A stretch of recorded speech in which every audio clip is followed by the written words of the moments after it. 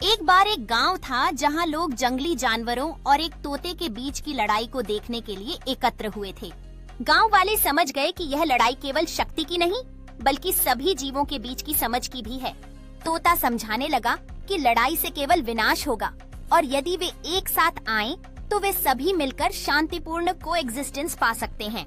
जानवरों ने सुना और समझा कि एकता में ताकत है और इस तरह उन्होंने मिलकर एक नई शुरुआत का संकल्प लिया।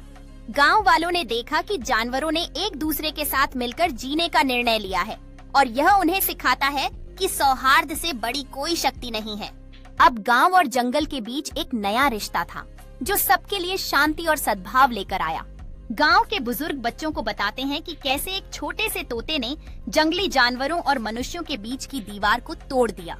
तोते की यह यात्रा सबके लिए एक प्रेरणा बन गई कि समझ और मित्रता से ही सभी जीव एक साथ रह सकते हैं। इस तरह गांव और जंगल के बीच एक नई कहानी शुरू हुई, जहां प्यार और समझ से सभी जीव खुशहाल जीवन जीने लगे। इस उत्सव में हर कोई एक दूसरे के साथ मिलकर खुशियां मनाता है, यह दिखाते हुए कि प्रेम और समझ से अद्भुत चीजें संभव हैं। इस अद्भुत रात में तोता सबके दिलों का नायक बन गया, जिसने सबको ये सिखाया कि एकता ही सच्ची शक्ति है। तोते ने सभी को अपने अनोखे तरीके से प्रेरित किया और यह शाम सबके लिए एक यादगार पल बन गई, जो हमेशा उनके दिलों में बसी रहेगी।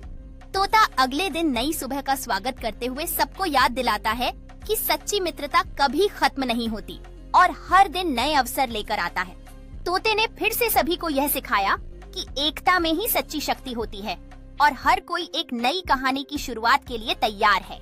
गांव वाले और जंगल के जानवर अब साथ मिलकर एक नई परियोजना शुरू करने जा रहे हैं, जो उनके बंधन को और भी मजबूत बनाएगी।